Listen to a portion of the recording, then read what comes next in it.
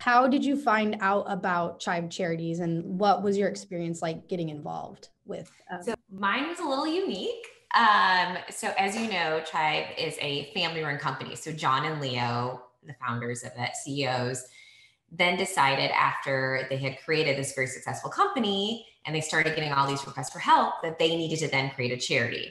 So they then put Brian in charge as executive director, their brother-in-law, and I happen to know his wife. And so I was his first hire as Chive Charities. Everyone else was still in California. And we worked out of his like apartment conference room and like co-working spaces. And it was just crazy. Like all the different, like we wore so many different hats. Like Brian was writing stories. I would write stories. We were sharing social media. We were doing financial stuff together. It was totally wild and challenging for the first several months. But it was exciting to be part of something that was growing. And I actually didn't know anything about the Chive. So I was also learning about that as I was going. And so really seeing what the community that they had was mind blowing to me. It was a wild year. And I worked with Brian and the team, which changed faces, but Brian and I were always kind of the constant for 7 years, and ended as the senior program director for the charity. So it was definitely an unorthodox way to get involved, but it was something really exciting and really challenging. And so it was like, okay, trial by fire. Let's see if we can do this. So it was great. Yeah, that's so crazy. Yeah. And it's so great to know, like, you were kind of learning along with them, right? And so you really helped kind of pave the way and make it what it is today.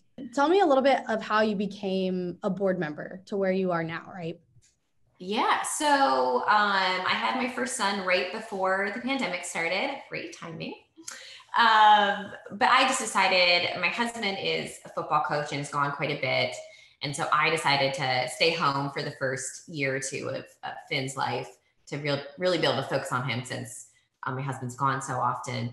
And I just didn't want to let go of something that I worked so hard on with this team, and approached the board and said, I think I have a unique perspective being the program director and knowing kind of the ins and outs of what these recipients are going through and what the donors are going through. And yeah, they welcomed me on. And so I've been doing that for the past, 2.5 years now. So yeah, pretty smooth transition into it, so I could kind of stay connected. What has being a Chive Charities board member meant to you? How has it changed your life? Well, it honestly hasn't changed my life very much. It's allowed me to continue working in a field that I'm very passionate about. And so that is something that's really, really important to me.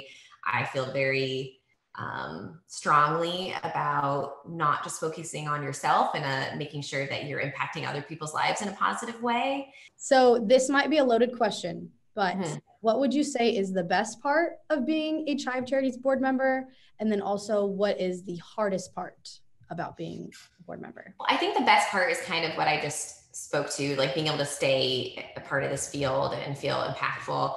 The hardest part, and I'm sure you'll probably get this answer a lot from people, is the application review. And it's always been difficult,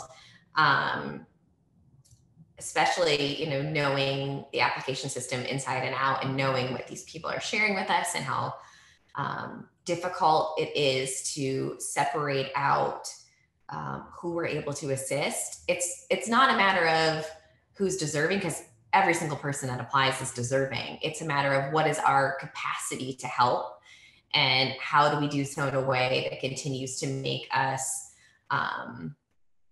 objective when we're looking through our applicants. And that is a very, very difficult thing, because we all kind of want to lead with our emotion and make some of those subjective decisions. So I think that is a very hard part in the application process, is really being able to like, okay, I need to put my feelings aside for this moment so that I can make sure we're helping the most people with the most things and making the biggest impact. So it's really, really hard, but also at the end of it, it's such a great feeling looking back and saying, okay, now these are all the people that we can help, and this is what we're doing. And so it's kind of a roller coaster of emotions going through it. But yeah, I think probably a lot of people would say that that's the hardest part. It's just so interesting the ways, your life can be impacted by being associated with Chive. Yeah. And not only Chive Charities impacting our recipients' lives, but then the recipients impacting our lives. Yeah. Whether it be the donors or the staff or Detroit Lions coaches, right? Yeah. So random. Such a small community that's, we're reaching out in ways that we never thought we would be able to, and bringing all these communities together. Right. Yeah. It was a definite, like I said, I didn't know anything about the Chive before I started working there. At that point, I knew kind of about the base and Chivers and all that kind of stuff. And I just was so surprised by the generosity of the community. And I couldn't believe that somebody would think to reach out to try to add another layer to this person's story. And I was like, this is amazing. And I've continued to be impressed by, how generous the community is and what they'll do for recipients. And it's awesome. Yeah. It never ceases to amaze us, right? Like how the community will just step up and go beyond what we ask. Yeah, totally go beyond. Yeah. It's awesome. So speaking of the community, a great segue. If you could say anything to our community, whether it's our recipients, donors, what would it be?